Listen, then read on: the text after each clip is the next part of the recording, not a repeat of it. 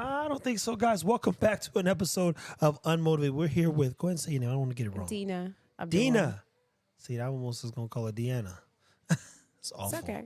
Forgive me. No, it's not okay. It's I not be okay. butchering people's names too. No, I just it took forget me them. a minute to remember your name. Look, you know what? I got a simple name. I'll tell you a story one time. My mom got mad at my dad, so she didn't name me Clarence, which is my dad's name. But the irony is I got a younger brother who's 4 years old. He's Clarence the third. Oh, wow. I said, Mom, thank you so much. I did not want to be that nigga. So, at any who, walk us through who you are. She sent us a bio. I've never got that before. But mind you, we're only, 26 episodes in? Yeah. Maybe 27. I don't know. That's awesome. There we go. 26 episodes in, people. And as I've said before, so far, so good. Shout out to everyone who's participated. We can't thank you enough for being a guest on ours. Thank you. But go ahead and tell them a little about yourself, goals, aspirations, what you do, and where they can find you. We'll start with that. That's Maul's normally. Maul be like, yo, tell them where to find you. To find you, man. You know. Well, thank you so much for having me today on your podcast. Unmotivated. Isn't that crazy? Unmotivated. I almost was like, my name is Deena Gaber. My name is Yeah. Deena Gaber. Okay. It's actually spelled wrong. It's supposed to be Jabbar, but when they translated it from Arabic to English, they butchered the spelling. So it, it's spelled all jacked up. It's okay. Anyway, but my stage name is Deena Abdul. I go by Deena Abdul. Oh, hold on. What stage are you on now? Just so we're clear. Is there a stage we should be looking into? No. Well, I work in the media entertainment sector. So I host like comedy shows. Deena Abdul is also the name of my brand.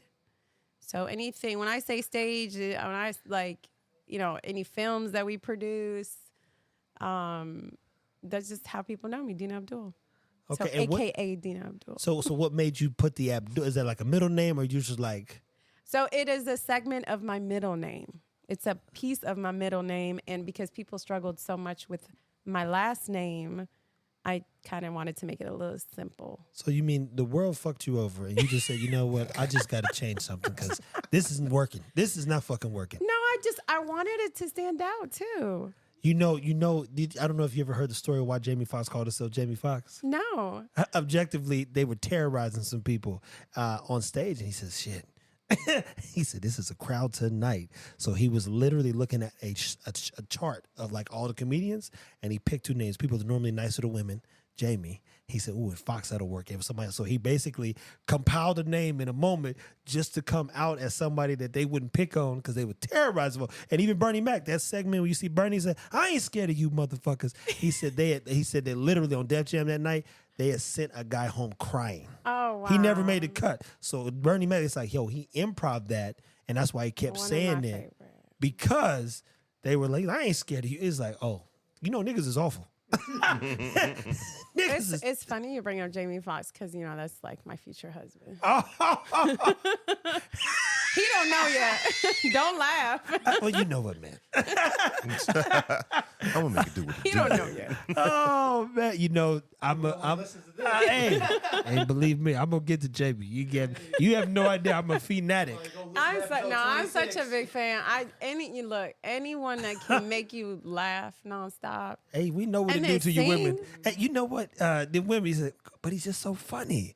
Look, I gotta ask you. He's so funny. You don't have to answer if you want to, but what's easier, a guy who's pretty or a guy who's funny when it comes to getting the girl's clothes off? Oh, I can't help you with that.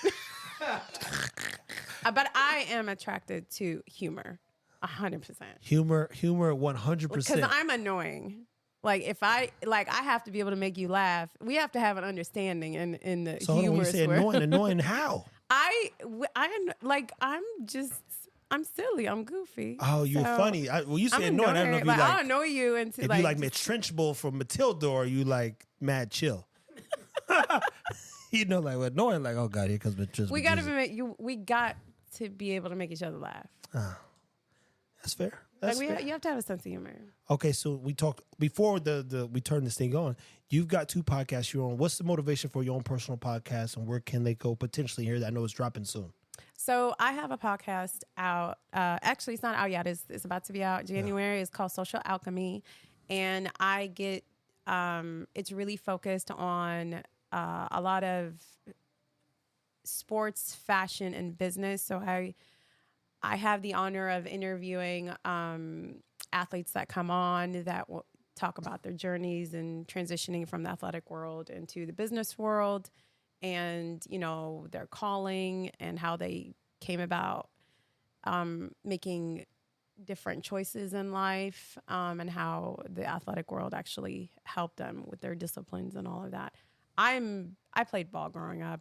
Like basketball? I played basketball growing up. I played all sports, but basketball was my thing. Okay. And it's funny because I have 5 brothers. I was the only one that played sports. Really? What do they do? They went on to school. I mean, we all went on to school, but they were more focused on the academia stuff. So, I mean, I was too, but I was very competitive. So I played everything. And when you say, I mean, you used, I feel like some corporate shit when you just was describing these athletes and the choices they've made. So I've got to ask, these athletes that come on, you've interviewed them. Are they telling the whole truth and nothing but the truth so that they can like? Oh Lord. Okay, that's actually a really good question. So that's a layered question, actually. Well, I mean, and I like to ease people's pain by saying, let me be very clear. I tell people this, you've listened. My dad did 7 years in a level 5 prison. If you saw my settings, I probably shouldn't be here right now. If you heard Jamal's full story, probably shouldn't be here right now. Yes, like if we looked at the odds, we put 1 + 1 together, I'm a negative like 10. There's no situation where we're sitting here talking right now. And had I even told the people where I come from, that I was going to be photography, I was going to get up, I'm going to be on TV, or they'd be like, nigga, stop it. And then we just would have started fighting. And that would have been it, So you look up and you say, what are decisions that I made to lead to this point? I got to be honest saying, I don't know that it was ever a sure decision, but it was a decision to make sure I didn't get in trouble.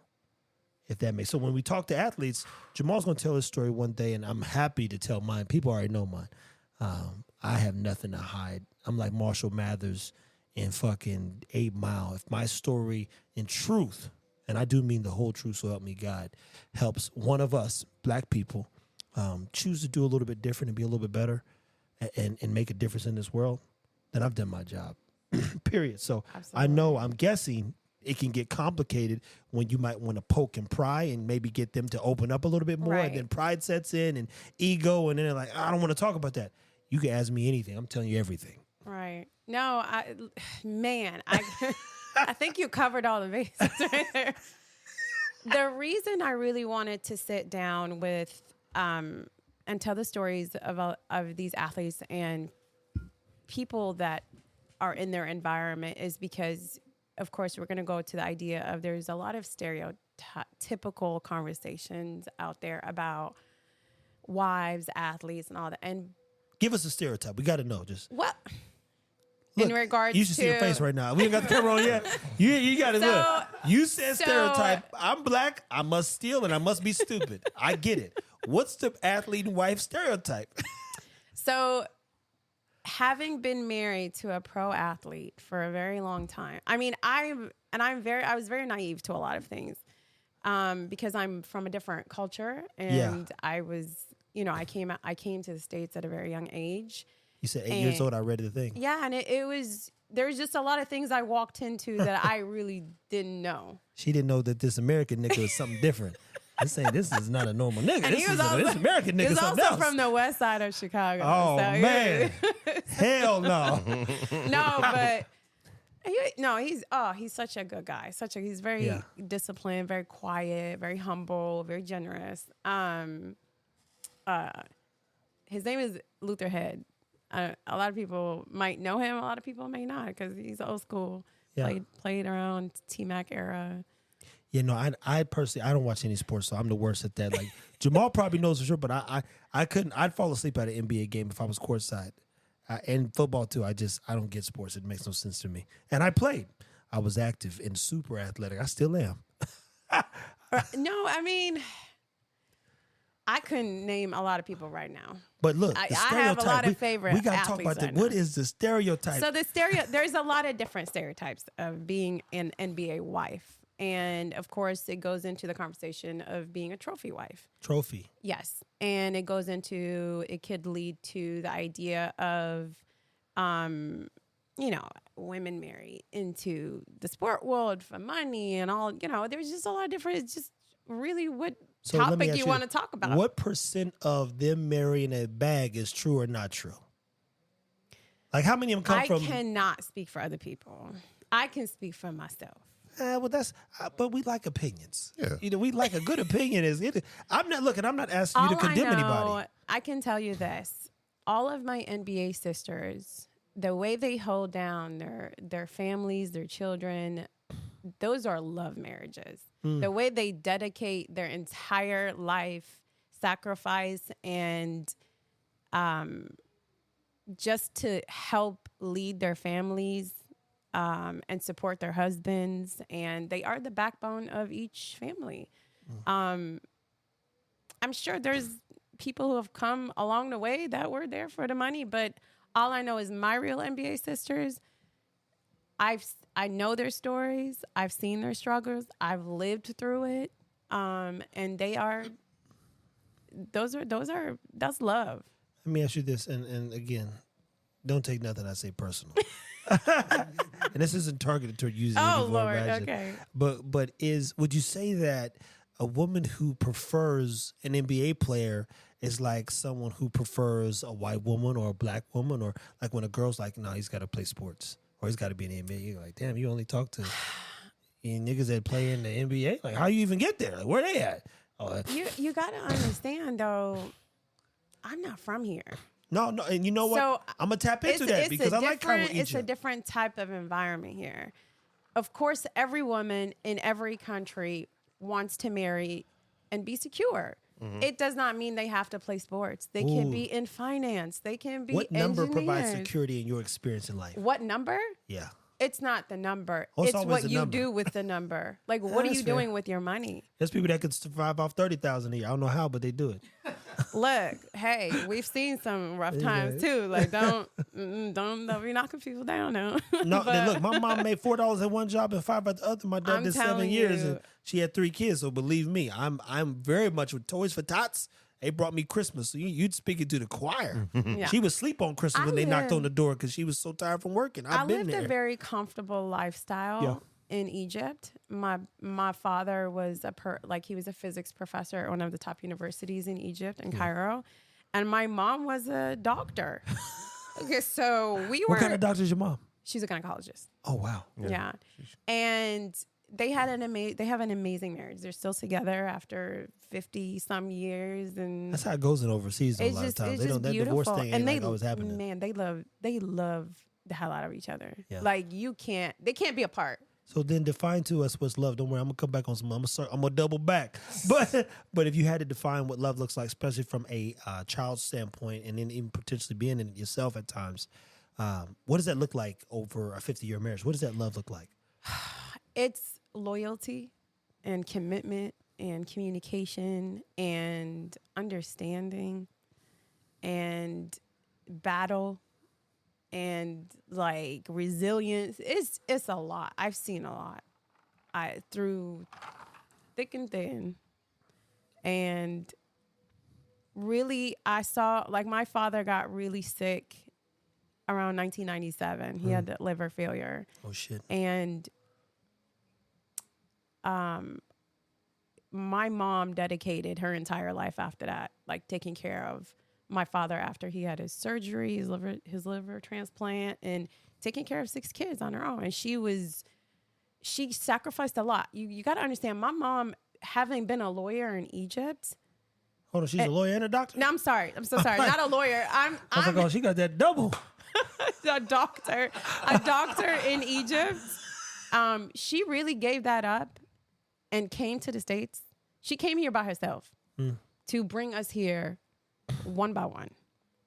And she left all of us with my dad, and he was working at the university at that time. And she spent 6 to 8 months out here by herself, and she was getting sick. And then one day, my uncle came to visit Egypt, and he wanted to surprise her with me. So he brought me to the States with him to be with my mom because it was hard for her. But she sacrificed all of her education and her platform, her career in Egypt to come here and start everything all over again for us. You know what I mean? So she came here to be a doctor as well? Yeah, she came, but it was difficult. There was a language barrier. There was, and you know, if you're going to what language do you guys speak? Arabic. Oh, Arabic, okay. Yeah. It was just a lot, but she ended up not getting her residency and because she had to work and take care of us. So 6 months later, my dad gave up his job thinking he's going to be able to come here and, you know, get into a lab or whatever. But my father was overqualified for a lot of the positions out here. And being Arab wasn't really on his side, right? No, there was a lot of stereotype. Yeah. So he would apply to like labs and they would tell him he's overqualified and all this stuff. But that sacrifice they made together for us, that was the start of everything and what we saw our parents do for us. You know what I mean? But their marriage was, it was so ideal, you know, and that's how I saw my marriage and everything I would do in my marriage. You wanted to mimic that same. Oh yeah. I mean, there's a lot of things I didn't want to do that my mom did, but I made sure I broke that cycle of just little things. Yeah. And you know, being able to make hard decisions. You know. What is a hard decision though? Jeez, it's gonna get emotional. Why Hey, that's are you good. doing this to Listen. me? I asked this woman a question when I was at Coach Angela's place, and she got up. I was like, "Where's she going?" And she was like, "You didn't tell me that he was going." And she was crying. Coach Don, she was crying. I said, "What did I ask her?" She said, I asked her something about the impact that Coach Angela's had on her, and she just broke down. I was like, "Oh shit, that was the wrong question." But there's no wrong question. I mean, I'm very transparent with everything. Yeah. It's just a lot of people don't know me the way they think they know me. A lot of even really close friends, there's just some things that I don't really. I'm gonna tell you this: people are not your friends if they don't know you. I got to say that. And the reason why I'm saying that is because if they don't know you, I'm intrusive about the questions I ask. Even about Jamal, everybody around me. And if you don't have good answers, you got one time for me to ask you good questions. If you don't give me some good answers, we never speak again. It's that simple. I have no reason to talk to you. So when people, mind you, I said, "Man, you're hurting, huh?" And they be like, "Oh, what do you mean?" All of a sudden, we keep digging. Calm them down. They start telling me the whole truth. You and start they're like taking this. stuff. Well, my friends have never said this before. I said, it's not your fucking friends. They're people you associate yourself with. Yes. They're a good time. You go hang Yes. out. But they didn't ask these questions because they didn't care. That's why I keep my circle so small because, ironically, as much as I don't care, I care too much. I care that people have to be better, at least around me. Yeah, you're absolutely right. You have associates, you have friends. I have friends that have been with me for 25, 26 years. They know me. There's just still things they still learn along the way. Yeah. You know what I mean? But going back to your question was, what were hard decisions? Yeah, what's a hard decision?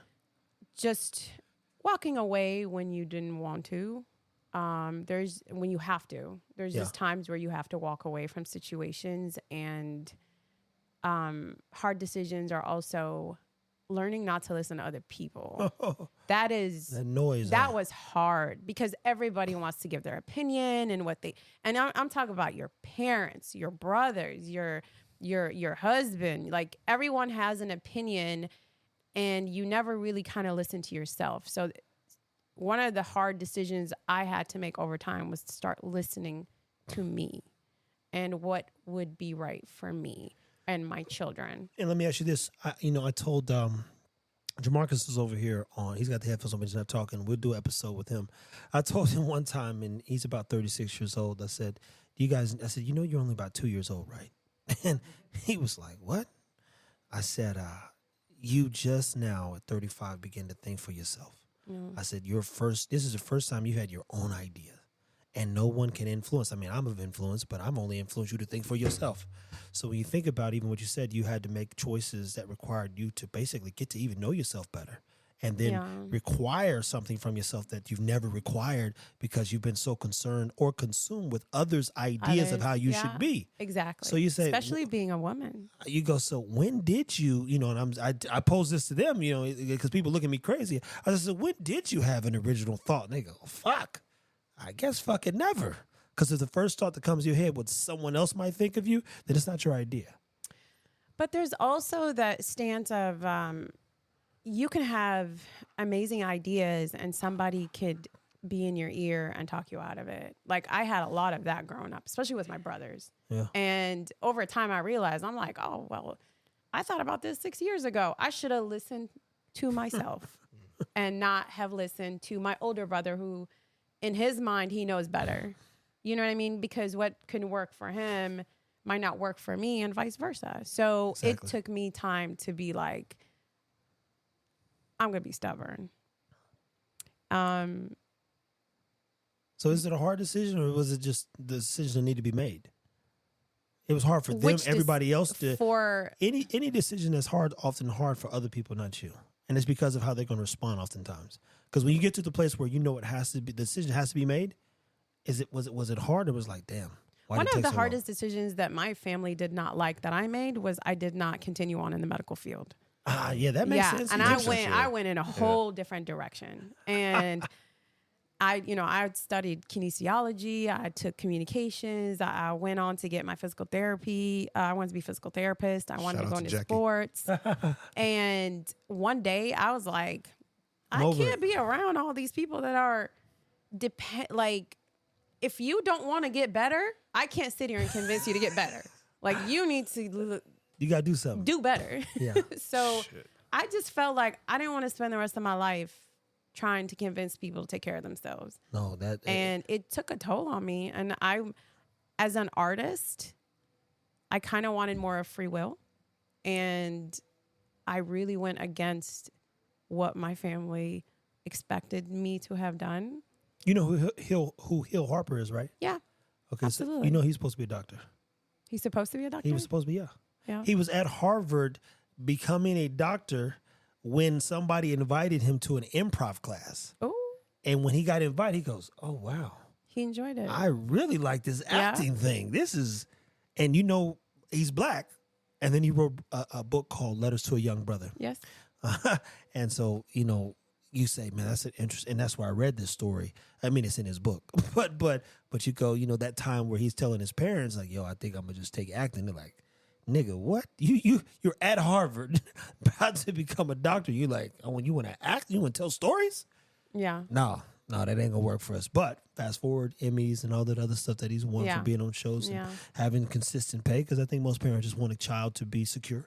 Yeah. And we understand. I mean, of course, I want my children to be secure, but I am also going to support my children and teach them how to be secure in whatever they want to do. Yeah. Not give them three different businesses that they're going to be stuck in. Like you're either a lawyer, a doctor, or a dentist in Egypt. And I'm just like, I don't want to be any of Something these. about them foreigners, boy, they like this. You got three choices. Choose. And if you don't choose, you got to get out of here. Schooling in Egypt is different. Like you're studying directly to be something from a young, like high school. You're going in one direction, and that's where you're going. You can't transition. Does that make seems sense? smart. That seems And smart though. it's- Because and it's fucking wasting all this time. difficult. It's I not. bet. I don't. It's difficult. I bet. It's bet. difficult, India but- has one of the highest suicide rates in school. There's a movie called Three Idiots that basically Yeah. paints that Egypt picture. too. Yeah. Egypt They like because if you don't miss or you get a Oh bad yeah. grade, like so they're much like, pressure. pressure because of the status and the status symbol and how you guys Yeah. view family and conduct and so many other things. Yeah. So what was the biggest challenge, would you say, in coming from Cairo, learning this American way of living, and then turning around and walking into this world where the lights are very bright? It took me a while to figure out people.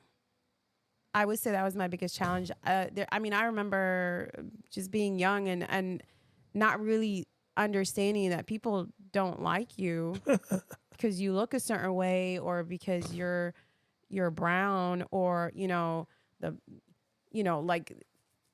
I remember in high school, black girls didn't like me. and the white girls didn't like me, and I'm just like, well, I don't know what I did. So it was just, I started seeing Black girls don't like different. nobody. It's okay. No, whatever. That's not true. But I just didn't realize, because it's not a thing with us. We don't. Well, you're talking about, see, this is the challenge. When you get over to Cairo and various other cultures, this would be like an Asian person hating an Asian person. They all fucking Asian. You know, and they all like either, like, there's really no dark Hmongs or Filipinos. They have a different tan to them. They'll mix with a little bit of everything. You go down the line, everybody kind of look the same. Yeah, absolutely. But I mean, I think that was my biggest challenge, was understanding the ways, and then kind of navigating through things that I didn't know I could have. For example, I didn't know you could play ball and go pro. I wasn't, kind of educated in that sector, if that makes sense. Oh, like I WNBA. just played ball. That's what I'm saying. I didn't know that was an option. Did you see the story about the Asian chick that did that? Yeah. She was like, she's the one that influenced all those passes that these Negroes do today. And her dad didn't know she was even. Underestimate the No. power. She's cold. She's cold. She's like one of the first to ever do half of what she did. And they brought her over here, and she was lying to her dad the whole time because they not having it. But I'm like, there's just a lot of things that if I would have known or understood. But again, it was our first generation out here, kind of navigating. Our parents are just working to make sure we're staying alive. So that was interesting. But I went to college. I had like 3 jobs in college. 3 jobs? Yes, man. You must be I worked part-time Jamaican. I got 10 jobs. I worked at the financial aid office for 5. Man, that was the best experience I had, because I learned how to get everybody's money. I learned how to get money, and it was such a great service to be able to show other students how they can get their scholarships, their grants, their financial aid. And I loved it. I really enjoy working at the financial aid office. So what would you say is one of the most important things when getting into a relationship? And now in this, oh Lord, we getting personal. Okay, I just mean just kidding. You've already walked us through how love had a huge influence in terms of sacrifice. And the irony is, I've read the Bible 5 times. I've been an adult. I used to have quote scriptures walking out my door because my family took religion dead ass. So I don't believe in love personally. It's not a real thing, but I love when people. What? The irony is, I love when people love. He said, that's interesting. Even when you tell about this family thing, I said, I wish them niggas would say something. But point is when I'm thinking about maybe some people who are trying to figure out how to have an identity in a relationship when someone's the light. And for example, I've told, Jamarcus here that I don't want anybody in my shadow. Now the challenge is I cast a big light. So, but the whole purpose is light is like, what happens if we all got 500,000 followers? We all look the same, but we have a different take. So in your case, love foundationally has been a huge influence starting from when you were a child and you got to sit back perspective and look at maybe how your life ends up or turns out. But it also gave perspective on what not to put up with either. As you got older, be it your mom's experiences, it's not yours. So you go. That's the cycle I was talking about. Yeah, There's just things I was not trying to do. I get it. Trust me, I get it. So when you look up, you say, what would be some advice you give to someone who's trying to figure out who they want to be, female and maybe male too? Maybe you're a guy out there, you got that love is a drug. Well, I mean, sure, her ideas or experience could kind of help shape the image of young adults, young males. Young males and don't women know how to go into relationships. Tell them, you know what I'm saying? Tell them men how to act. Tell them girls how to act. We're gonna go back to just being from a different culture and our religious standpoint, growing up Muslim, and our expectations and what we're taught, and what we're taught about marriage. So a lot of us are from children. We're taught, well, you're going to grow up, you're going to get married, you're going to have kids, and you're kind of molded in that direction because that's our duty, right? And I saw a lot of my cousins in Egypt. That was like that was it. That was their whole life. Like they were just, it was their next step was just to find somebody and get married, get engaged, and at a very young age. And I remember like visiting Egypt. I was like 20 after years of being in the States, and it was just about marriage. And I was just like, I don't want to get married at 20. Like what? I want to finish what I'm doing. Yeah. And I want to work, and I kind of want to have my own. And I will never forget, my parents were trying to marry me off very young because I'm the only girl. Oh, yeah. Right? So I got 5 brothers, the only Do you girl. guys have dowries over there? Or how's that work? We have dowries. Yeah, Okay, yeah. So somebody got to bring the bag. But that's not a bad thing. No. That's in protection of the woman. Look, you after you circle this love thing, then tell us about how she get protected and he out of pocket. No, we don't. See, I mean, but look, I've never heard it. So I've never heard differently. about it. So this is good because we get to make it make sense. Okay, so let's go back to where are we at right now? Well, just the love thing, like love is a drug. Love is a drug. So and you want to have an identity. You saying what you're telling us the story is how you didn't want marriage to be your identity. I did not want marriage to be my identity. There you go. Absolutely. And I was very adamant about marrying who I wanted to marry. And I married outside of our race. Yeah. I married an American, African American from the west side of Chicago. Yeah. And it was kind of difficult on my family at first. I mean, he stuck around for like 6 years after my parents told him no. Oh, he was for the hand in marriage? He was persistent, and my dad finally was like, "Look, he's showed his persistence, and he's here, and he loves you." And after saying no to a lot of engagements, and I was just like, "I'm not marrying him. I don't want to marry him." You understand what I'm saying? And I was just so adamant, like, I'm going to marry the person I love and the person I want to marry. And if that is not, I was always stubborn. And I did marry the person I wanted to marry. Yeah. And my father saw his persistence as a means of like, he loves you and he's consistent and he's here to take care of you. And they fell in love with him. Over 6 years. Of course, in the beginning it was like, no.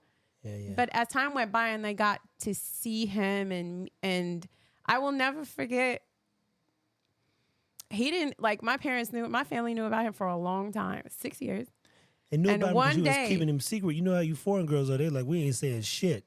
Nigga, No, unless that you wasn't- propose, you ain't never met my family, nigga. So we met at our freshman year in college. We met our freshman year in college. Yeah. And by the time we graduated, That's 4 years. I stayed an extra year. I double majored. So I left 5. I stayed there 5 years. He left a year early. They knew of him. Yeah. So I told them of him. What right? year? What year was it? You met Junior year. Okay, so Junior 2 year. years, 3 years Junior later year. almost is when they got the Junior, bug a little yeah. bit. Hey, I got a roach following me around. Please let me know. I'm just messing with you. And I remember when he graduated, I went to Egypt on a family trip. Oh, geez, this is going on air. Okay. Yeah. Okay, wait. You're an unmotivated. Look, anybody, I'm telling you right now, anybody come here, you're going to realize by the time we get 27, I'm very good at asking questions. So we go home. We go to Egypt to visit after a very long time. And they were just so opposed to him that after I graduated college, they wanted me to stay in Egypt. So they damn near, I hate to use this word, but they kidnapped me to Egypt. Oh, shit. They really set it up. And I got there and we had like a family intervention and they're like, you're staying here. And my brother took my passport. Oh, shit. Okay. And I was like, oh, we gonna play this game. Oh, damn. Y'all don't know me very well. The African American that set in. The African American that set in. They're like, look, I am not and her. I don't know if my parents, I don't think my parents know this story. What? I don't think they really understand the details of how things relate. Anyway, I remember going, they had the intervention. They took my passport and they're like, you're not going back to the States. You're going to stay here and you're going to get married. And this is where you're going to be. It's just better for you here. The lifestyle in America is not for us, and all this stuff. They were trying to. They were doing what they knew. They were trying to protect me. Okay, it wasn't like they were just afraid of outcomes, if that makes sense. Our culture is different like that. Listen, one of my one of the scariest things on earth is how what fear does to people. Yeah, that's like and I feel like they weren't. And it used to bother me so much because they treated my brothers so different. That always me. bothers a girl. Like my brothers went to prom. I wasn't allowed to go to prom. My brothers were always at parties. I wasn't allowed to do anything. So guess what I was doing? I was sneaking out. Of course you was. Right? I was playing ball. I was playing sport. I was at the park hooping all the time because it was my freedom. Yeah. They were trying to always bubble me to protect me instead of actually like communicating with me. And that one cycle I broke with my kids. Yeah. I just wanted to make sure that I was not going to shelter them in a space where when they get out in the real world, they don't know what's going on. Because when I first got to college, I learned a lot of things on my own that I feel like my family could have kind of prepared me for, if that makes sense. Listen, there is, what we do in the dog space specifically is I want to make a vertical market. A vertical market, I tell them I work with a guy who owns 90 plus hospitals, and he does your physical therapy, owns your real estate. He owns the orthopedic surgeon that does your knee surgery. He then also owns anything else that you need. He just vertical market. So when you look at what you're saying is there's no book for parenting. There is no book for parenting. And then there's cultural differences. I mean, significant ones between, all cultures. And then America, especially black people, we have no culture. That's the truth. People, they don't get it. But African Americans have no culture. And if hip hop is your culture, man, hip hop, you don't stop. But it also and that's isn't going most anywhere. likely why I felt closer to that culture when I was in. Man, the Jolly Green Giant just walked in. Lord have mercy. The nigga texted us and said he was asleep. I knew he was. Ate that goddamn French toast. but so with the cultural differences, then you run into quite a few hiccups when trying to make sense of how to exist in this world where there's no blueprint. I don't know. It's a big shock having family coming from strong culture. Oh yeah, You know Jamaican, just like saying, real Jamaican. Like shit, my grandparents, like you said, you don't really know what love is until you kind of see what they have going on. It's like, is it love or is it like, or is it duty? You know what I'm saying? Yeah. So then it's like, He was playing Call of Duty earlier. That's the only duty he gonna be so on. it's like, I definitely understand what you're saying when it comes to that because the seriousness on making sure the foundation, the family, and everything is good because that's just how they were raised and. There's not a lot of distractions, and when I say distractions, their whole mission and their whole thought process is to make sure they can raise you up. But at the same time, you also are your own person. Right. You know what I mean? So watching that, and then also, watching my father get his master's degree and watching my aunt be hella successful, both of them, she was making almost 200-something thousand at Xerox, you know what I'm saying? And now, they let her go because now they're trying to tighten up on degrees and stuff that they want for you to have. Right. So just watching those different, I don't know, I can't even explain it. Just watching how hard your parents and their parents, try to instill different values in, and then you go out in the world and try to be your own person, but you still kind of want that security and like knowing what you're dealing with is real, or they have a certain type of foundation. So I could get how it kind of you get a little misconception about it, you know what I mean, and kind of get lost in the mix because you're trying to identify what you believe is you, because that was their version. Yeah. And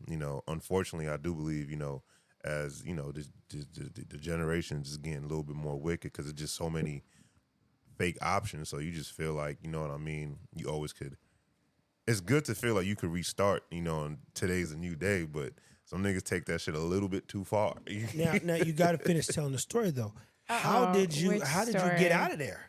Oh, they take the passport and like, look, you go marry crazy. and don't say nothing else. We're sorry. But I remember I got in a physical altercation with my brother. Did you win? I cut him. Oh my! I broke a picture, and I took the glass and I cut his arm. Okay, that'll wake him up. We were fighting, and it was my older brother too. And I was angry. I felt like they were really trying to control everything. But I mean, that's if they take your passport and tell you're not leaving the country, that's controlling. I mean, yes, it is and it's damn near kidnapping, but whatever. They could get away with it over there in the States. But look, I love my brothers. We have a very good relationship. Now, like they know how stubborn and strong I am when it comes to making my decisions. So they don't mess with me anymore. They allow me to make my decisions, and they call me for advice sometimes. Do they? But are y'all okay? Yeah, we get into that comfortable state. That's what I was telling you. Hold on, let me get comfortable too. That's what I was saying. You pull this thing back, it works itself out. You say, oh, there we go. Time to lean back getting tight. I think it's just our age too. But so after that, I said okay, and then when you cut him, what did he do? Did the fight stop, or did he? My mom always blamed me. Like, why are you like this? And you're just so mean, and whatever. He was fine. Damn. I let it all kind of settle down. A couple days later, I remember I emailed him. Your brother? No, my husband at that. Him, Luther, at that time, and I emailed him one sentence, and I said, "Don't ask me any questions. Give me a flight." And he booked my flight within like 2 hours. Ooh. And I went to the American Embassy, and I said, "My passport's been stolen, and I don't know how to get back home." They gave me they gave me proof of citizenship, and I had my flight, and I left. And I got back to the States. They wouldn't do that for no dude. I got back to the States, and I disappeared for 6 months. Like, no one could find me. I stayed with a friend. No, he didn't know where I was either. I didn't want to talk to anybody. I literally shut down for like 6 months. You just confused me. He gets Luther held it down.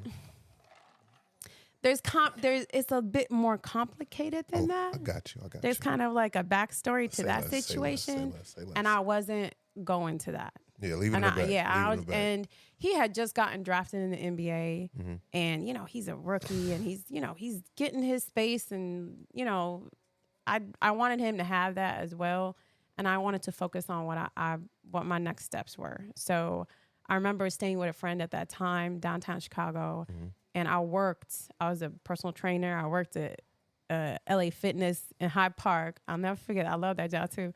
And I disappeared for 6 months. And then one day, my boss walks up to me and he's like, "Your parents are here." Oh, shit.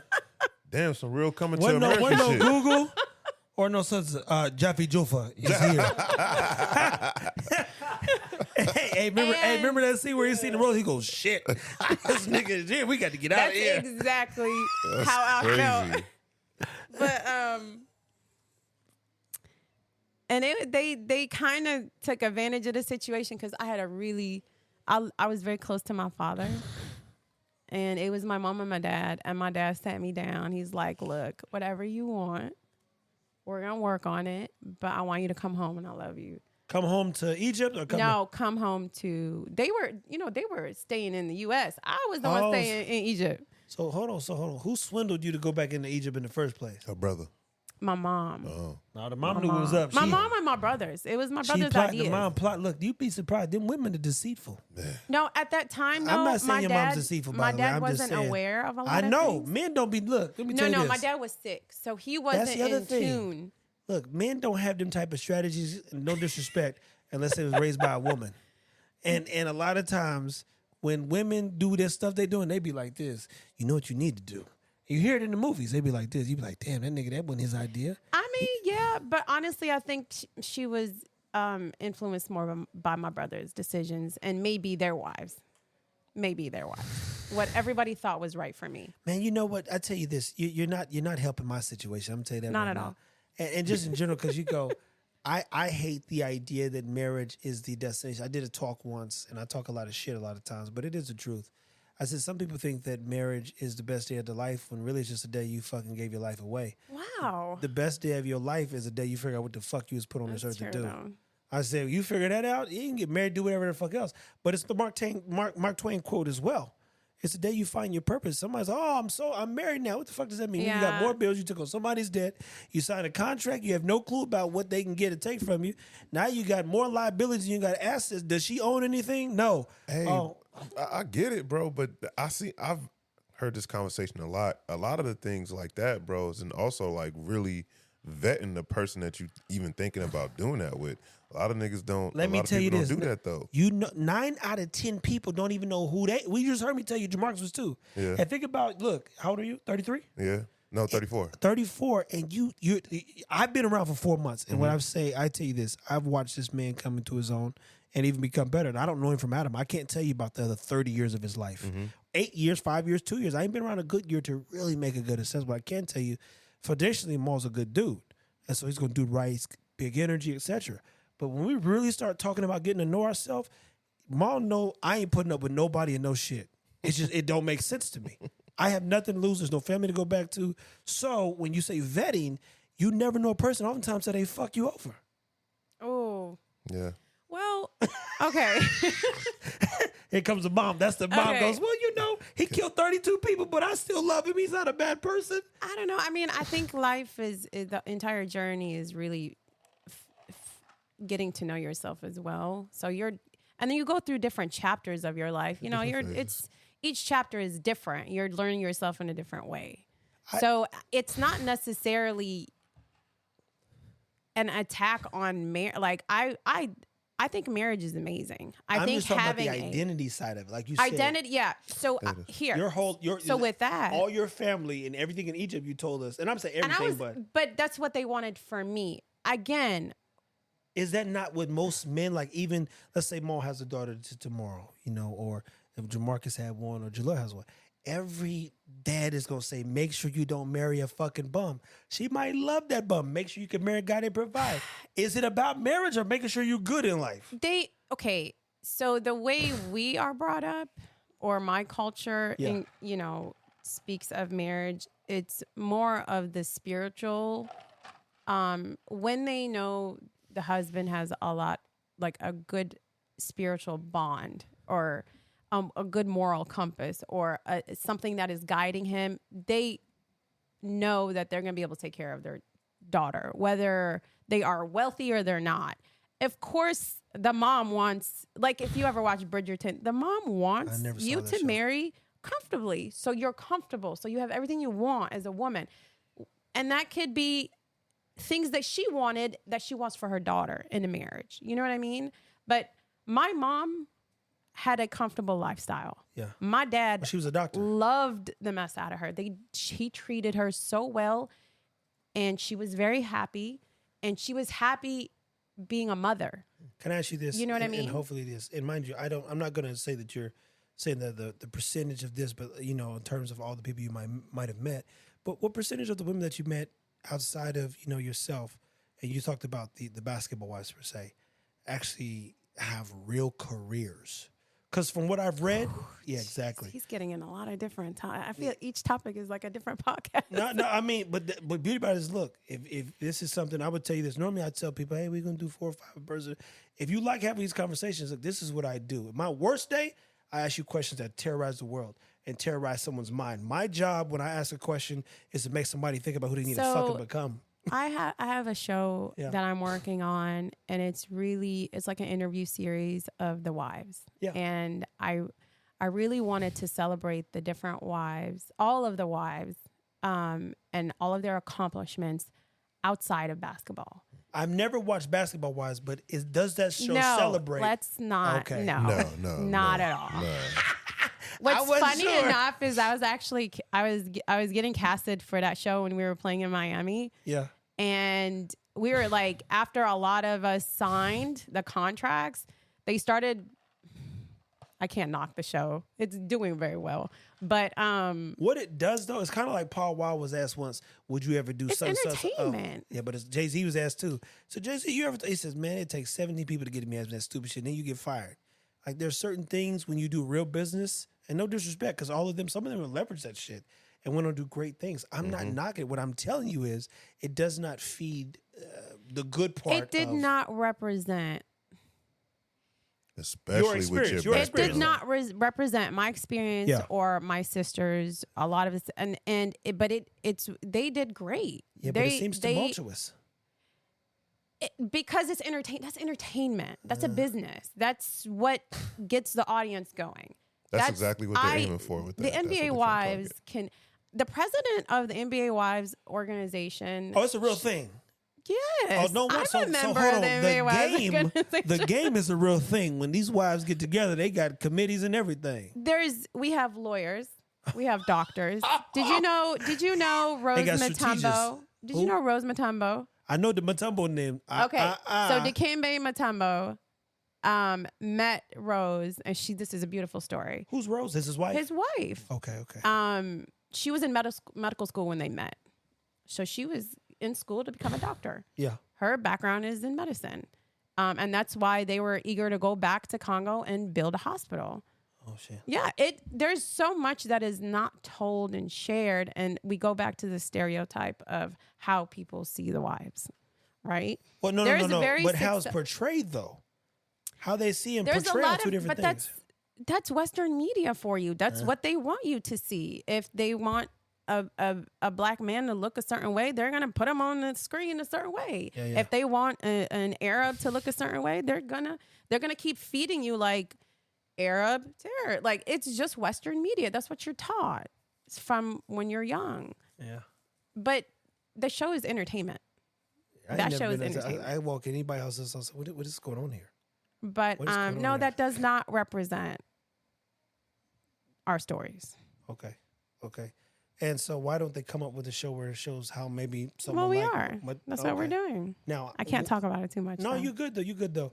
Challenge is what's the viewership on positivity? Because, for instance, I love the show. I think now it's better. Yeah, absolutely. I love that show too. Bring tears to your eyes watching what some of those people do. I think people now, the audience now wants to learn. They want to relate. They want to celebrate more than. I can't watch shows that are just tearing people up. I can't watch it. It's not entertaining to me. Yeah. There's a lot of things on television I don't watch. You know, you and me both is hard. I just cut it off and just sit in silence. But that's just a mindset.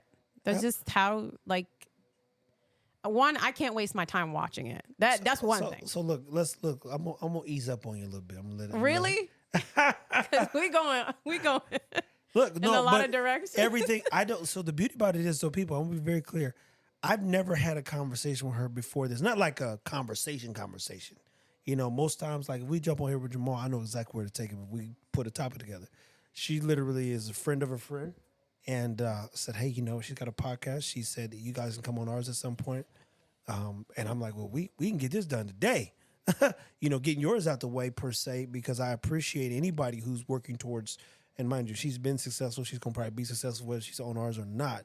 But if I could sit down and learn something new, or even highlight another opportunity, or somewhere else spot somebody to go watch and support someone's growth, that's what I'm about. Period. So in this case, you've got you put in there you're big in the art. So define what art means to you.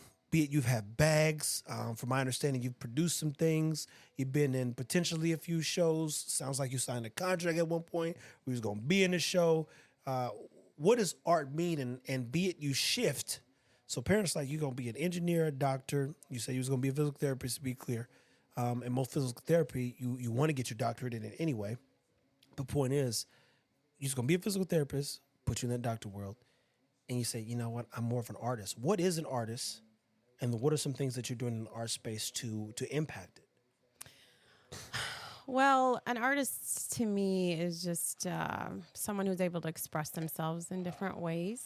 Whether it's a product or an art piece, like a painting or whatever, your style. I love fashion. And it started out just me with the expression of, I wasn't allowed to wear a lot of different things growing up. And I became very womanly at a very young age. And, having 5 brothers, they always, they were hard on me. I couldn't wear things because my body showed. So I started kind of like tweaking out, like, like, I started designing my backpacks. That was my form of expression. And I'll take my backpack and do something to it. My shoes were very major for me. So I didn't care what I had on, but it was like my bag and my shoes that was my form of expression because I always had to cover up because I was so womanly. So do you guys have to wear saris over there? Over where? I was in Chicago. Oh, never mind. Right side of Chicago. I had to wear anything. It's just my brothers always picked at me. That's so fair. like, your pants are too tight, or, so I was a tomboy. I wore their clothes to cover up. I wore big that's clothes. what I do with my sisters, bro. I ain't gonna lie. So I feel it. I'm not going for it, dog. It's so like my mom used to take me shopping and try to buy me dresses and stuff. And I get home and I'm like, I'm not wearing this because my brothers won't let me. They made me feel like I couldn't, but that was just in my head. They couldn't really do anything. They just made me feel that way. We can. No, you can't. I think maybe that's why I broke out of it. But so that was my form of expression. And that kind of led me into I got married very young still. I still got married at 25. Oh, that's not that young. I didn't want to get married at 25. And I told my family, if you really want me to get married, this is the person I'm marrying. So make a decision. Because there was a lot of potentials that came along the way. And I was just like, no. And so I ended up marrying, that they vetted? my first love. I'm sorry? That they vetted for you, in a sense? Like Yeah. Bro, Oh, yeah. And it started at like 17. Damn. And I was just like, It's like you see it, but then it's like hearing, oh you yeah, talk no, about it's it. that. It's I like, remember okay. there was a gentleman, a friend of my brother that came in from Egypt, and he was staying with us while he was getting his residency in a medical space. Yeah. And he asked for my hand, and I was 17, and this man was like 27. Okay, he was 10 years older than me. He was living in our house. Oh, he's plotting very. Yeah, and that's kind of weird. when they brought up the conversation to me, I was just like, "Are you serious?" Like, I got scared. I was like, "No." That is I was that's absolutely weird. absolutely I ain't not. gonna lie to you. That's weird. 17, bro. Just plotting on that, like 17, But 38. it's not. It was respectfully, I get like it. cultural. Yeah. It was appropriate, is what I'm saying. It's not like he came at me. He talked to my brother, and my brother talked to my parents, and then they came and talked to me, and I was just like, I'm not getting married at 17. There was a lot of things I wanted to do. I wanted to go to college. I wanted to work. Is he still friends with your brother? I haven't seen him since then. You see that? You Some birds. see what I'm saying? No, it's weird, nigga. That Application denied. Bro's in there recruiting, nigga. You saying I this? mean, to get engaged, my parents weren't going to let me get married so young. They were, you get engaged, and your engagement is like your dating period. You get to know the other person. And you then, guys but it's allowed just to like have a sex public during that time? announcement. No. Okay. And I'm only asking because I watched The Jewish Matchmaker on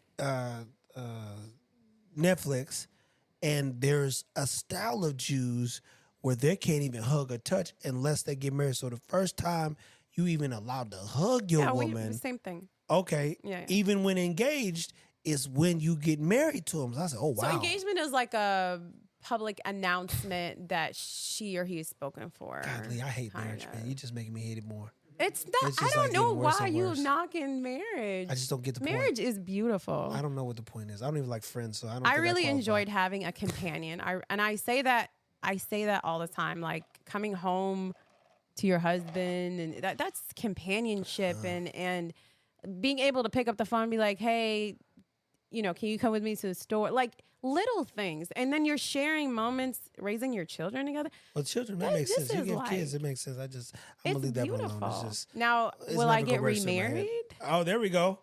Tell the truth, shame the devil. Okay, so we're gonna go back to different phases of life and finding yourself at a certain moment. In my marriage. She stuttered all of a sudden. This is crazy. Wait. All of a sudden, she can't find no words. Here's the thing. Him having been a athlete, I was very adamant about not changing my last name. So I never changed my last name when we got married. Okay. And why When is we that? got married, people didn't know we were married. We got married on paper, and I didn't have a wedding. And my parents were sick about it. Oh, damn. It was They almost love like we weddings in Egypt. eloped, but we didn't because my parents were there. Oh. No, it was in Egypt. It was in Houston. And that was back in 2007. So moving forward from there, as years went by, I started getting to know my space in the marriage and kind of figuring out, like, okay, I sacrificed a lot, but a lot of things unraveled during these years too. But I did hit a point where I was just like, at a certain age, you're like, I don't want this, or I want this, or this is not what I thought. Yeah. And that's not a bad thing in marriage. It's just how you deal with it. Listen, and the outcome. I the part where you say you was too young to get married, I don't know if that's young or not. Depends on how you were brought up. If you were brought up under the pretense of, it sounds like you were isolated to an idea versus being able to explore and really get to know yourself. So what you're saying is for the next 10 plus, however long you was married, you got to know yourself. You realize, hey, absolutely. You know what? I don't know. I tell people, some of you trying to figure out how to live. I'm trying to think of how I want to die. Most powerful scenes to me in Endgame or the Marvel series is when Thanos just sits down on the rock. He knows it's coming to an end. But at the end of the day, he lived his life. He did everything he believed was right. So I say, how do I want to die?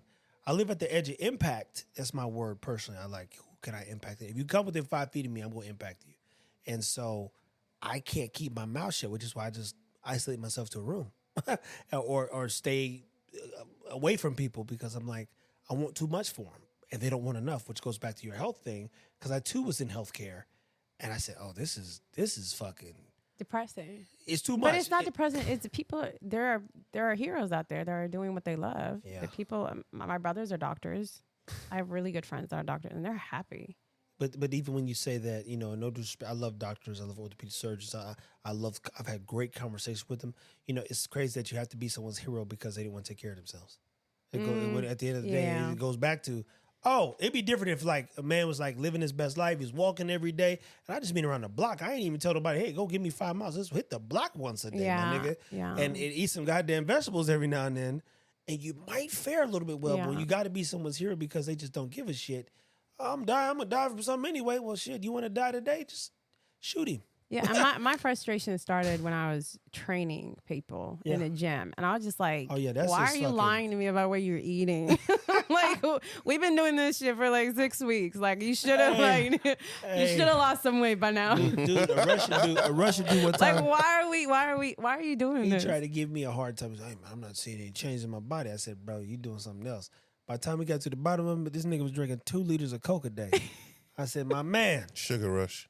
My man, that's fucking like 2,000 plus for no reason. And you was training him? Bro, that's why He's insane to work out with this dude. What? And listen, true story, when he came off that goddamn Coke, he had spots all on his back and everything like that. His body was like, it was going through withdrawals because of all that sugar. It was like, and then it saw changes. Yeah, because you fucking not poisoning yourself every day, spiking that insulin level. Well, clearly love is a factor, but you identify artistry being basically the expression of yourself. So you told her, you put it there. You got handbag show. You want to produce some stuff. You try to bring a show to life. What do you think art's going to take you? And what are some other things that you're doing in the art space that people could potentially go and support? Absolutely. So with the handbag started really at a younger age, and then I started looking into the business of it. One, I was watching a lot of the wives coming to the games with these expensive bags, and I'm like, oh, that's the latest Chanel. And when I kept thinking about price, I was just like, I can never spend that much. I don't care how much money I got. I just don't want to. I'd rather take that money and go invest it in like a piece of land overseas somewhere.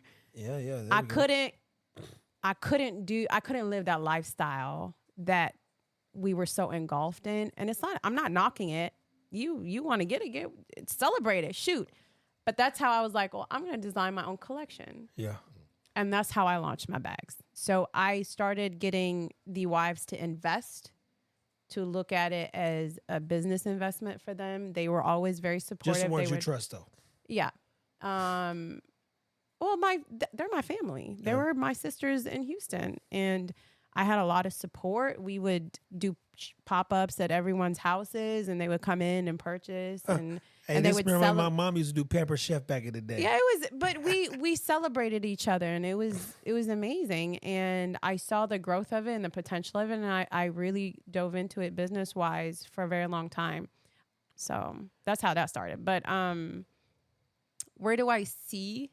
What was your next question? It's like, where do you see yourself going with the stuff that you're doing? And let me make sure you understand exactly what I'm saying. If you had 15 months to focus on one thing specifically that you think was going to, turn into a real thing.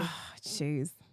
I had a meltdown yesterday. Uh-oh. I was like, I'm failing. But that's the part of common... entrepreneurship is there's days where you just like, I'm done. I can't do this. I don't want to do this. And then you go back and you think you see everything you actually accomplished, and you be like, okay, let me regroup. On the right path and restructure things. And it's always good to have mentors around you, friends that are holding you accountable, people really, in your face, like reminding you like, well, what are you doing with the bag? You know what I mean? So right now I'm in a few different sectors, but I decided to put everything together. Mm-hmm. So I have a huge love for Egypt. That's my home. So I'm an ambassador of a travel company. So now I get to host and entertain celebrities and athletes and friends to Egypt personally. So you take them to Egypt personally? Yeah. Oh, we have working with Bucket List Egypt. They called me like sometime last year, and they're like, we would love for you to become an ambassador for the company. Does every country have a bucket list something? Does every country have a bucket list? So you said Bucket List Egypt, right? So that's the name of the travel company that I work with. Is there a Bucket List Europe or Bucket List Sardinia? We've expanded to Turkey and Greece and Italy. Of course, we could take you wherever you want to go, but my focus was Egypt because when we first moved to the States, I wasn't able to go back to Egypt for like a very long time, and I didn't like that. So moving forward, I made the decision that everything I put my hands on, I'm going to take it to Egypt. That way my kids are able to go to Egypt. So my kids have been to Egypt like 5 times already.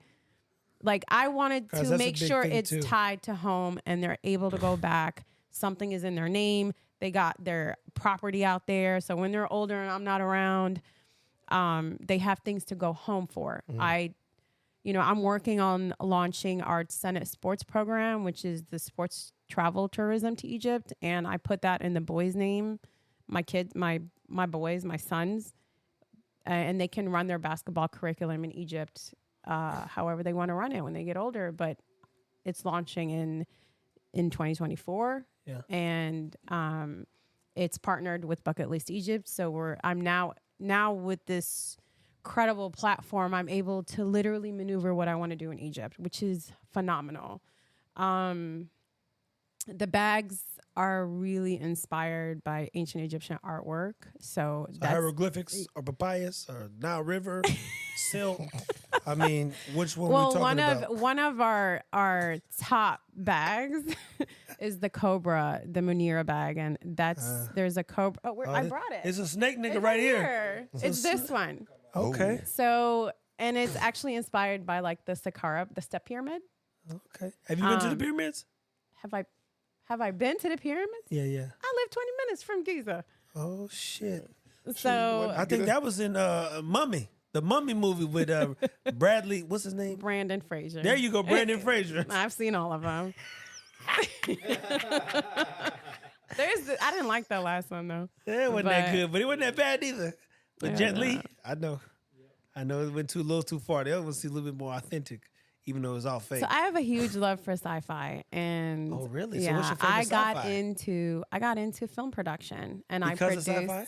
Yeah, I produced my first sci-fi movie in LA with an amazing director. He's also half Egyptian. Of course And then I have my production company, Amunet Studios, and I really bridge the gap between the U.S. and Egypt in regards to production and for film and commercial. Yeah. So I actually just obtained like a VFX. I was sharing with him a VFX team in Egypt that can do anything for our commercials. I have a lot of I have a music composer out in Egypt that I'm able to place him on movies or any projects that we're doing. So I built a team here and there, and it's just it's stressful as hell, but it's amazing.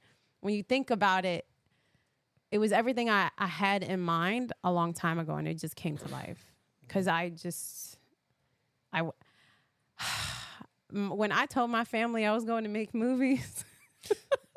You know what's crazy? I got a homeboy of mine that he was just with the other day, Solo Lucci, and he's a pretty dope artist. He had some success early in his career, and he was on, I think it was, what is it called, Love and Hip Hop at one point. But he also spoke about really wanting to go to Egypt as well. Hey, they just need to give me a call. And he just had a movie. You guys have to come to Egypt. Shit, I'm with it. I'm gonna get over there. You guys have to come to Egypt. Can I get to the top of the pyramid? Is my question. You cannot climb the pyramids. Damn. You cannot climb the pyramids. I can't get to the top. Well, we're trying to keep them to last another 3,000-4,000 years. It looked like it's doing just fine. But Egypt is magical. I say that to say he had a dope. I want to stand on the top of a pyramid holding a pure gold globe. I have the whole world in my hands. We had it was such a special time when there was a drone that flew over the pyramids, and we got to actually see the top, the stones on the top, and the writings on it. Oh shit! Yeah, and it was just it's a deal. Every time I go to Egypt, it's like I've never been there. I kid you not. And there's a charge I get when I get off the airplane. Yeah, but that's culture though. Every time you go to if a nigga was raised in Chicago, he's like, something. Every time I go to Chirac, I'm glad I made it back out that motherfucker. You ain't get no charge. You be like, thank God I didn't have to go to the hospital tonight, nigga. I gotta connect y'all with the dude Solo. I was telling you though. He definitely wants to get it back into that acting too. So he wants to go to Egypt. He literally just said that. I think he was at Israel. And I got to produce my first movie in Egypt last year. It's called the Egypt Affair. And we had a cast and crew from LA, 16 of us, and we spent 30 days filming in Egypt. And oh my gosh, it was an amazing experience. Yeah. And you can actually see that movie's out already. So and many awards. Is it indie? It's an independent movie and is directed by Marlon Dara. He's known for a lot of National Geographic documentaries, like hundreds. Like he's you know who he is when you see him.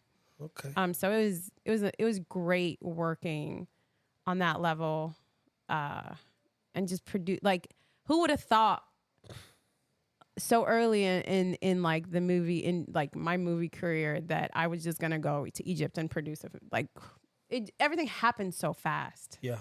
And that's how success normally happens, though. But that's why I'm saying. So, if you were to focus 15 months on one thing, what would it be? Be it you have so many options. TV. I love production. Okay. I really, really love production. Having come back to Dallas, it's been not easy because there isn't a lot of movie production out here. It's more like corporate commercial, content, stuff like that. In Texas, where is the movie production now? Austin. But there's a studio that's getting ready to be built out in McKinney. Universal Studios is coming out, but it's not the production company, but like the amusement park type of thing. Yeah. But Austin is where all the commercials are. A lot of the movies, now that everybody kind of migrated from LA to Texas. Interesting. But production is growing here. It's just not the same level of professionalism, I would say. I don't know what that looks like yet, but that means we might have to start shooting short films and see how far it takes us. Absolutely. You should. Say less. You really should. That's what we're doing here. We're doing we get our actors together. We do scenes, we do dialogues, we work on whatever I got casted for a show. It's a basketball show. Actually, I own the team. I own the basketball team. It's a women's team. So I play the new owner of the team. But on the TV show, on the new show. Yo, you own the basketball team? On my trip? No, it's a show. It's a show. It's a series. Okay. That's that's being done now. So that's pretty dope. It is. Yeah, but you can do a lot. You just gotta put your mind to it. No, trust But me. I have my moments. I'm telling you, I had a meltdown yesterday. I was just like, I quit. I want to go away. I need a break. I see. Okay. Well, look, one of the questions we always ask is what keeps you motivated? That's easy. My children. Oh, you can't give something else. No, you can't. Before your kids, you were motivated in general. The kids are added sauce, little gasoline. What keeps me motivated now are my children, for sure. But what before? I love what I do. It is really, you get a sense of pleasure of when you see the results of your imagination. To me, like when I can imagine something, create it, and then see the result, that's, to me, is pure motivation. Yeah. It's a great feeling. So your imagination, in a sense, is your motivation. Yeah. That's good. Oh. T.E. Lawrence has a quote about that. And your environment. Like, you get motivated by a lot of different stories. I love storytelling, so I love to listen to other people's stories, and that's a lot of motivation too. Okay. Ma, any last words? Look, guys, we've been on here for $1.15. That's a good time. Okay. You didn't even know it, did you? No, not at all. Hey, that that's fun. the point. Look, time flies when you're having fun. Mm-hmm. She's given us a lot of game. This probably seemed a little sporadic, but I literally had no clue what I'm walking into. But if you sit me down and give me a chance, I'm Oprah Winfrey. Or maybe I got to come with a different name. I'm going to figure it out. But point is, I'm very good at diving, digging, and just getting people to open up. And the beauty about it is she came with an open mind. So I don't feel like she was restrained. Definitely, if we had given her a man's best friend, that lip probably got a little more loose. But I do feel like we learned something. Most importantly, about maybe even the difference between a basketball wife and a basketball wife. Yeah, you know, it's like a wolf and a wolf. There's wives and there's women out here trying to get a nigga for his money. Jesus. She didn't say it. I did. So I didn't say it. I don't know all that. She wants all y'all to be great. I'm like, look, I know what it is. We ain't talking about the IG's courtside chicks either, man. You know, niggas scoring 30 for them, man. But no, I was definitely. It was definitely cool to hear your perspective on life, relationships. You know, just to really get to know you a little bit more better as far as. You know, your business endeavors and everything you got going on. I was curious to see what you had going on. Thank you for having me. Definitely got a lot, man. Definitely want to continue to follow you and you know, see how everything kind of unfolds. Absolutely, yeah. Please support. Please. Yeah, I'm a fan. I'm a fan. Yeah. And guys, look, we hopefully get a chance to sit down on her podcast. Look. You will, absolutely. Ask me anything. I love a good question. This is why I wanted to do your podcast first, so you kind of get to know me a little bit. And then I wanted to. If I walked in, there's 100 million people, I know what to do. No, I know you know what to do. But I wanted it to make sense. No, and it made sense. Clearly, there's a connection here. And mind you, I don't know in detail what you do. I do like a product. So even when we're looking at stuff, we're going to get some new marketing stuff. Back to the Edelkron thing. So, you bring a purse over here when we get our tag. We liable to shoot a little commercial for you. And it works. I can shoot very high-end stuff. I know. I saw your work website. I've seen your fashion work. Like high-end stuff. And I love pushing myself. And I don't know that I could plateau because I'm obsessed with marketing. That's even in the dog space. Yeah. There are people who say, oh, this nigga don't know nothing about dogs. And nigga, you didn't know nothing about business. That's your problem. So I do about business and marketing. And you've been doing it for 20 years. And you had a head start. But I knew I could outdo you because I knew what I was doing. That's the difference. So, guys, please do. You want to tell them where to follow you at? Yeah, sure. You'll find me on Instagram at Deena Abdul. Okay. And Emunet Studios, you can check out the website. Actually, my website should be redone soon. Wow. Emunetstudios.com. And... you can actually shop online at DeenaAbdul.com. Okay. And what else? Where am I? Oh, the podcast.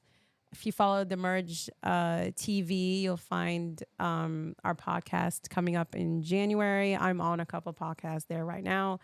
So we're up on YouTube. You can follow the Merge Roundtable where we talk a lot of business, fintech, and and everything under the sun in the tech world. So. Okay, people, well, you heard it live here first. We had a, well, no, not live here first. It'll be posted at another time. But we'll get this episode up, man. Listen, go follow her on all her platforms. Please do.